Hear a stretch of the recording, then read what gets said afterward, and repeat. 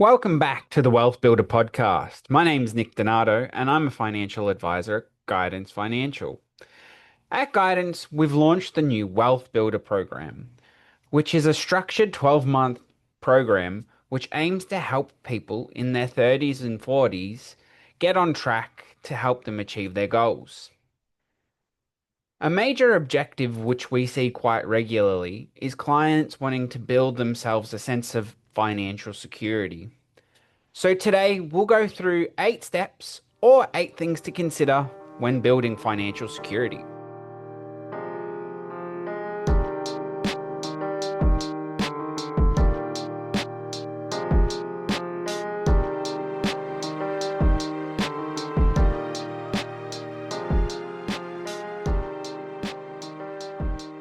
Today I'm joined by Brenden. Brendan's doing his professional year at Guidance here. One of my co-workers who sits at the desk next to me. So thanks for coming in today, Brendan. Yeah, no worries.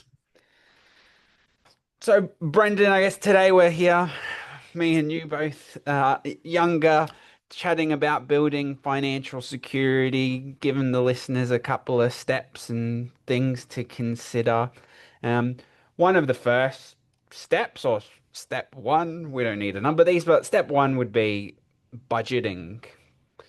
So tracking what you're spending to make sure we know where our money's going, if we've got some surplus cash flow to reallocate to places, or if we're spending too much and eating into our savings. Um, Brendan, how do you budget? So typically, whenever I've been keeping track of my budgets, I've always had an exceedingly elaborate and probably over the top budget Excel spreadsheet, keeping track of maybe more than I needed to. But it definitely does help sort of identify areas that I'm overspending in, especially when you've got the spreadsheet and you've got all the costs sort of coming in and you've sort of set a budget and you see yourself sort of blowing out certain areas of that budget every week, it really does help you sort of rein in a lot of those costs. Good example of that would be eating out or subscriptions to like Netflix and stuff like that, being like, oh, okay, look, maybe I don't need 4 streaming services. I could probably get away with just one. So stuff like that, I think, yeah, is very easily highlighted when you're actually writing it down and you're seeing it in front of you instead of just on your banking app, for instance. Yeah, there's streaming services is a big one. They've all got the same type of shows at the end of the day, and yeah, you find I've got Netflix, my wife has Netflix. Why do we have two? I don't know. But other than I guess your Excel spreadsheets that are fine to use, there are a lot of apps out there that help you track your spending and track your budgeting. Mm, There's probably some paid ones, there's probably some free ones. So there's a lot of different ways to go about budgeting. The Money Smart website, I'm sure, has a budgeting tool too that people can look at and use. So there's heaps of different ways to do that. There's you know different ways that people say you should budget. You know, heaps of different rules. There's the 50, 30, 20 rule. Have you heard of that rule before, Brendan? vaguely in passing. I don't tend to subscribe to certain rules. I sort of just put dollar amounts to what I think I should be spending and try to match that. But yeah, I know that there's lots of rules out there with trying to maximize you know how well you save and stuff like that. So so yeah. So that's ultimately perfect because budgeting is a very unique system where everyone would spend money on different things and prioritize different things in their life. You don't need to stick to structured rules, but they can be used to guide you and help you understand a few things as a starting point, at least. With Mm, the 50, 30, 20 rule, it's you spend 50% of your paycheck on needs, you can spend 30% on wants, and 20% on savings or debts. So 50% on the car insurance and the groceries and whatnot. 20, 30% on eating out and doing what you want to do, and then having a bit of a 20% buffer on building up your savings or paying Mm, off your debt if we've got a house or something like that. It also leads hand in hand with having multiple accounts. We've seen people that have multiple savings accounts that have designations on multiple bank accounts. One of them's their savings account, one of them's their holidays account, one of them's their bills account. Um, that'll helps them budget in that manner. But I guess getting a sound understanding of what you spend is a step towards building financial security because then we know what we need to live our lives on an everyday basis. mm, And on the accounts and having one specifically for holidays or one specifically to buy the new car or whatever it is, that leads us into our next step would be establishing clear goals so we know what we're working towards. With those goals, I guess we can have our short term, medium term, long term goals and something to aim towards and strive to. Um, in our business, Brendan, I guess a lot of our work is based off clients' goals and objectives. mm. Yeah, no, I remember we had a client recently that sort of also split their goals up between like immediate to 5 year and then from 5 to 15 years as well. So like that's a good example of someone that's come up like sat down and really thought about their short term and then medium to long term goals as well. There was a bit of overlap between the two areas. Um, but yeah, clearly defining those goals, I think, is a really big step in sort of determining how you're going to go about sort of creating that financial security early, or sort of creating the foundation to working towards that financial security in your 30s and 40s. So, Yep, yeah, that's a good one. And yeah, your short term to long term goals medium term goals may overlap, and that's fine. And things do change with markets, with your life. You have a mhm, kid, you get a new partner. Goals can change over time, but I guess having, you know, clearly defining some top goals is a good way to start. So it gives you something again to work towards.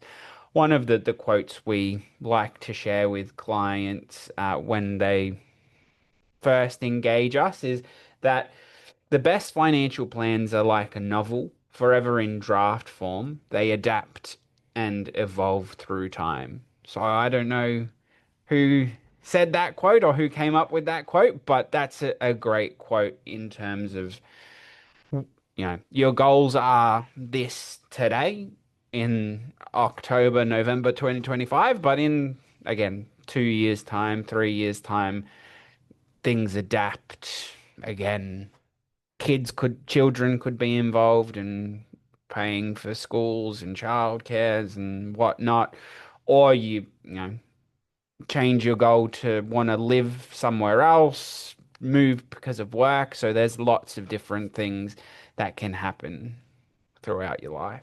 And if you're anything like myself, you might have a hard time sticking to certain goals. Like for me, myself, sticking to going to the gym has always been quite difficult.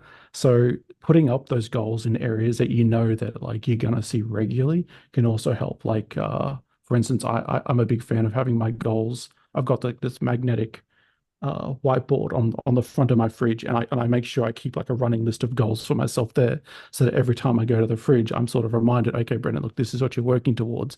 Don't forget that when you've jumped onto the computer and decided you want to start ordering bits and pieces and jeopardizing, certain savings targets that you might be trying to get to.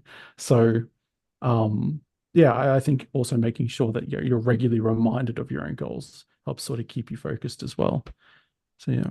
Get regularly reminded, regularly reviewing them with, Mm. if you've got a partner, maybe you both want to get on the same page and, making sure everyone's working towards a common goal, a common objective, whatever that may be. But the next one would be around protection, and protection can play a part into different categories. Protection, one being having an emergency fund for unexpected events. Your car needs some new tires, or unfortunately you get into a car accident, or anything pops up. You'd want to have potentially 6 to 9 months of expenses there to cover that unexpected expense. You get laid off from your job. You want to make sure we've got some expenses there to cover off on buying the bread and the milk, paying off the home loan, or keeping up with the home loan repayments if you've got a property. So that's one thing to consider. Would you say that's a pretty common goal across a lot of people that you've seen, Brendan? Yeah, I think the vast majority of our financial plans that we sort of deal with, either either the emergency fund has come about, but because they've explicitly outlined it as a goal that they want to, put aside X amount of money for that sort of thing, or it's a case of us sort of coming back to them and being like, maybe you should maybe sort of consider putting aside this money to meet that sort of safety net just in case something does happen. I know I personally sort of take it a step further and going back to like having separate accounts for separate things, like we sort of mentioned before. I know I have like an emergency account for like if something goes wrong, but then I've also got like a separate account set aside for um like bond payments and stuff like that that might come up with rental properties because having that I feel safer having that set aside and knowing I can't touch that. It's still sort of a part of that same emergency fund lump sum, but just sort of separating it and being like, okay, look, I explicitly know I have this much for this specific event that could potentially pop up at any time, is also quite stress relieving, I guess. Like it doesn't weigh on my mind as much. So yeah, I feel like yeah, it definitely comes up a lot with clients. But So it gives you that peace of mind. So I guess yeah. financial security, peace of mind that we've got the funds there just in case something was to Mm, happen. Obviously, we don't definitely. want anything to happen to No. you, Brendan, and for you to be all safe. But the The the reality yeah, is that life does change, and what happens in sometimes, life, yeah, yeah. the realities of life, that's the one. The other part of protection that we like to talk about is personal insurances. So you've got your life insurance that would kick in if you were to pass away. We've got total permanent disablement insurance, which is all about if you become disabled, you've got some funds there to look after yourself, to look after your loved ones. We've got income protection insurance, which would pay you if you are unable to go back to work, a monthly installment for however long you've taken cover out for. And the fourth one there that I guess not many people may be aware of is trauma insurance cover. And trauma insurance covers you off listed traumatic events. So we're thinking about cancers and strokes and heart attacks and a few other ailments. And that again provides you and your family with some financial security because your biggest asset isn't your bank account, isn't your super fund, isn't your home. At the end of the day, it's your ability to earn an income. So insurances is a big thing to consider, especially when you're younger and you're healthy and you're building up a base to be able to live off and uh, help your family get by. I think it's also really important, especially while you are younger, to sort of consider even like you might be in a position where you might not be able to afford it. But thankfully, for three out of the four, trauma being the exclusion here, you can get these insurances within your self-managed your superannuation account, which means that it doesn't necessarily have to impact your ability to meet expenses. You can still get a certain level of cover within your superannuation account um, to sort of still cover yourself. And doing that sort of stuff while you're young and while you're healthy will improve your odds in getting a cover that doesn't have exclusions or doesn't have loadings or anything like that. Because the longer you wait, not only the more expensive this sort of stuff does cost, um, but the more sort of health conditions that pop up over time makes it harder and harder to sort of get the kind of policies that you're hoping for. So, yeah, addressing this while you're young in your 20s to 30s, early 40s is probably your best case scenario as well. And it's definitely a good shout out there.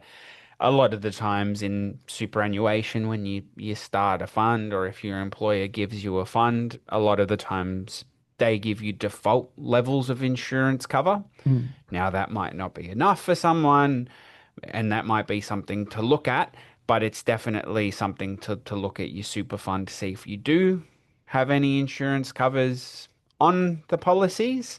Um, and then reviewing that to make sure again it's appropriate for you in your situation. mm, And that is something that we do help clients out with. And it's probably a we could talk all day on insurances, so it might be a future podcast that we take a bit more of a deep dive into insurances, as Brenden said, what loadings and exclusions are and what these things actually do mm, for you at time of claim or before. And again, as all of these with the emergency funds, we don't want them to happen, we don't plan them to happen, but it's there as a bit of a security if something was to happen to us. Talking about something a bit more positive, the next one we would think of is investments. So I guess one of the biggest barriers we see in people is they don't know where to start, or they've got some funds that they do want to invest, but they're procrastinating because there's so much information out there on what we should and shouldn't invest in. So it's hard to start, but investing is definitely a way to grow your financial base, your financial security, and build your wealth. mm. So I guess the biggest one there is, looking at potentially if we can afford to regularly investing, putting a bit away every week, every month to growing ourselves for to help us meet our goals. You know, whether that's retirement, I don't know. If we're thinking about retirement in our 30s, it'd be lovely, but whether it's retirement, whether it's, being able to afford a house, whether it's being able to buy a new car or whether it's just building up the funds for, yeah, for a rainy day. Mm. There's also plenty of apps out there as well that try to make investing a little easier and a little bit more acceptable, accessible. Like Comsec Pocket, for instance, where they sort of reduce the brokerage fees down as much as they're willing to sort of and they give you like a limited set of options so that you can just sort of throw money in there. It's well vetted, and you're able to sort of just dip your toes into investing. I know we tend to get a lot of people with Perler accounts, for instance, as well, where they've sort of tried to do stuff themselves. Um, so I think like even just trying it out and sort of just seeing like, okay, this is something that I'm comfortable with as well, is better than just sort of not doing anything a lot of the time. Yep, it's definitely something to look into, something to research and, educate yourself around before you do jump into any investments, though you just, make yourself aware of the risks that are involved Mm, with investing into whichever markets you do go down, you know, making sure you're across the products if you do go into one, what they entail, what their fees are, and the like. yeah, definitely. And we've also got that wealth builder program that we mentioned off the top that we could look to help people to start investing or to start Yeah, their establish the journey, accounts and yeah. whichever way we go. But the effects of compounding is well spoken about. So, you can start with a little and in 10, 20, 30 years, it's a lot, or hopefully it's a lot. Mm. Um, Brendan, what's our next step? Well, we're talking about superannuation next. So it sort of carries on a little bit from the investments thing because at the end of the day, your superannuation is invested in the market more often than not, especially if you haven't paid any attention. Usually employers will just sort of dump you in the MySuper or the default option. Um, but yeah, a lot of people, especially when they're younger, even like co-workers that I've worked with before I sort of started in this profession, I sort of asked them about superannuation and they're like, oh, that's future me's problem. I don't care about that. And yeah, after sort of finishing my studies and working in the space, it's definitely a now problem because 30 years of, like Nick just said, compounding growth makes a huge difference by the end of it. So really sort of ensuring that it's set up and appropriately and invested well helps with like long-term success and ensuring that when you do get to retirement, you aren't just left with what is in your bank account. You've got something genuinely meaningful that can sort of help support yourself long term. 100%. So superannuation, we at the moment we can't access until earlier 60 with some conditions or 65. So, people in their 30s, 40s do have quite some time until they can access it. So, as you said, Brendan, a lot of the time it goes on the back burner and something to worry about in 10, 20 years' time. But it's definitely a big building block that can be utilized in the future. And if it is set up appropriately, invested appropriately in line with, people's risk profiles and aligning to their attitude to risk, then it can do wonders for you in the future. It is also the most tax effective environment that we have been. It's taxed at 15% internally. Mm. And there's obviously contribution benefits that you can get and a few other significant benefits of super. Government incentives as well, depending on how much you earn as well, things like that. 100%. Yeah. So that's definitely, again, it may get neglected a bit while you're younger, but it's definitely something to do, again, making as simple as having a beneficiary nomination on there to make sure, again, if you weren't here and you pass away, that it goes to where you want it to go to. And from a financial security Mm. point of view, it'll build wealth for you, being invested and provide for your future. We've got debt as well. I guess a big goal for a lot of Australians is to buy a property, a house to live in, and a lot of the times that's facilitated through debt. So, paying off your debt as quickly as you can is one option. That might, depending upon your goals and your objectives, that might not be the best option or the right option for you, but a lot of the times people do want to pay off their debt. I guess what we would say is avoiding high interest debt is definitely a step to take. And when we say high interest debt, we're talking about credit cards, personal loans, car loans. So avoiding having large balances outstanding in those types of loans, because at the end of the day, and obviously it depends on the rates on the day, but some of those rates are quite high compared to your standard home loan for you to purchase a property to live in. Brendan, do you have anything to add on the debt space? The only thing that I can think of is that like if you're in a position where you sort of need like a credit card, right?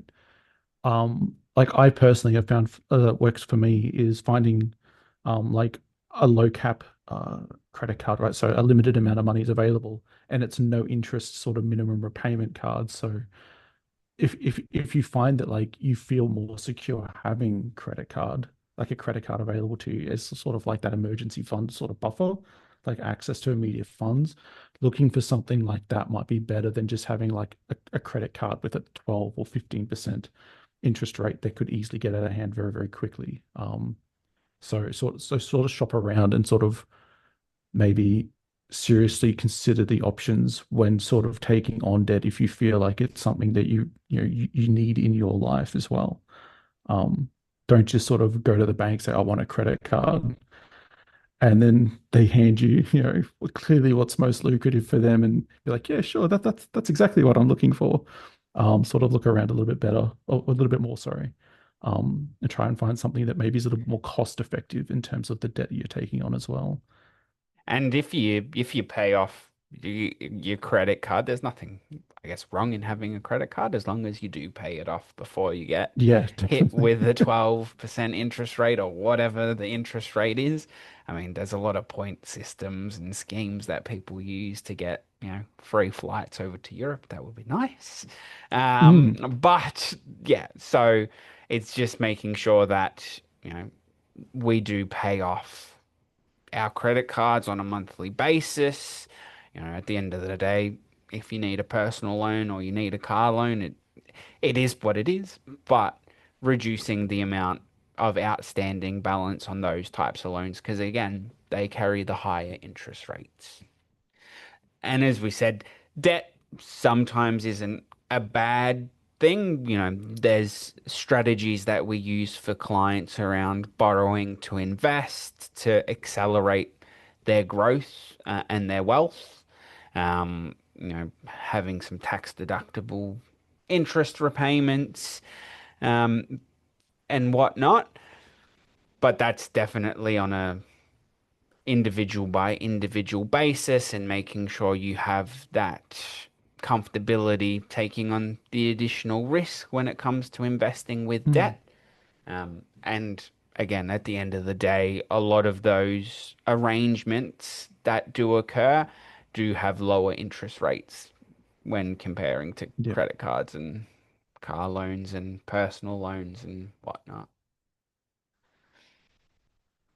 The last one is the second last one, sorry, is probably the hardest one to achieve or to affect, but it's all around income. And, everyone would love to earn more from their job or from their side hustle, whatever it is. But being able to increase your income would definitely go a long way to achieving a sense of financial security. Brenden, what are some of the difficult ways to increase your income? I think something that I've sort of like started working on is sort of developing skills outside of this area of expertise that I've decided to started to base my career around. So like, you might be artistically inclined, for instance. So uh, doing paid work for individuals, whatever, might help bolster your income if it's something that you're already doing on the side as a hobby anyway. So stuff like that, or just developing the skills. Or a good example would be like bar work, for instance. It's not particularly flashy, and you're usually up to late hours, but being able to get behind a bar and earn that extra money can definitely make go a long way in sort of helping you meet savings goals as well. If you're open to sort of doing extra work um or stuff like that. I know a lot of my friends back when I was a diesel fitter go into fixing up like other mechanical contraptions for people off on the side for for cash in hand sort of deal. So obviously you should be putting all this on your tax return, but at the same time, you know, that just because you've specialized in a certain area at university doesn't mean that you shouldn't be or you can't open up side hustles for yourself where you're leveraging other skills that you may have developed over your life or are just developing now. I think giving that some serious thought as well, especially if you're struggling, might it definitely goes a long way in sort of helping you get a handle on meeting those goals long term. So side hustles, get a couple of side hustles. Now that's not Yeah, get a for couple. everyone, but that's They can be time consuming. 100%. That's one thing to look at. Again, negotiating a promotion, a new salary at work. Again, increasing your income isn't an easy feat. If it was, I guess everyone would Everyone will do be it. would be pushing their salaries, but it is, I guess, a massive lever that can be pulled when it comes to building, again, financial security, building wealth, and getting yourself into a sound financial position. The last one is ultimately tying everything together here. The last one is having a plan. And having a plan to work towards kind of works hand in hand with your goals, but prioritizing your goals, making sure that your plan, whether that be regularly investing, whether that being making sure your super set up, having your insurances set, across all of these seven things that we've just spoken about, the eighth is putting that plan together to, be able to regularly review it, make sure you're still on track. Again, as we've said today, things change in life pretty rapidly. So making sure we're on track and have a reference point is a good start. Brendan, do you have uh, any other points to add in growing financial security for people? I think we've covered most of it, to be perfectly honest. Um, yeah, I feel like, yeah, really sort of putting aside that plan. I feel like, yeah, like we sort of mentioned earlier, having that those short term plans, also making sure that you sort of look at them and really question whether or not they're achievable. Like saying, oh, I'm gonna increase my income by $50,000 in 4 years or 5 years might be a little unreasonable, right? So if you've got if you've sat down and you've written out a set of goals and you've got yourself a plan for building long-term security, also just be really critical of the sort of the goals that you set and like really asking yourself, is this sustainable?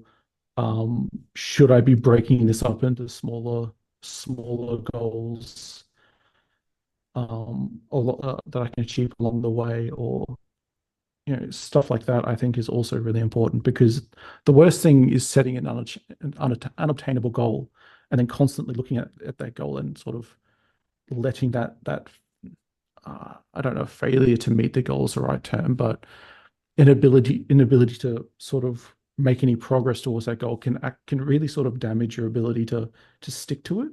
So I think setting clear milestones and really sort of reviewing the feasibility of goals is also really important, which is something that we do here as well with our financial modeling, sort of showing, okay, look, this is feasible long term, or look, this might be difficult long term. So Yep. I think that's something else that, yeah, people really do, we should really hone in on. I guess that all leads into having a plan, setting milestones to achieve, Mhm. to tick off as you go along with your list on your fridge. You can have your goals and tick them off as you go and as you get there, and celebrate the little wins definitely throughout the Mhm. journey. The last one, so those are the eight steps that we would chat about in terms of growing your financial security or building your financial security. The last little bonus one I'll chuck in there is around your estate planning. So it's not building financial security for yourself individually. It's building financial security for your family if something was to happen to yourself. So again, your wills, your powers of attorney, making sure they're all up to date.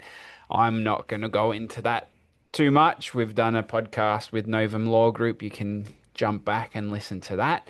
But estate planning is another crucial point, or there's a little bonus point in there around growing financial security or building financial security. So to cover that off, the 8 steps are budgeting, goals, protection, investment, superannuation, debt, income, and having a plan in place. So thanks, Brenden, for joining me today to get this podcast done and out to our audience. That's a wrap on today's episode. Thanks to everyone for listening along as well. If you like today's episode, feel free to drop us a message or share it with someone you know who might find our conversation valuable.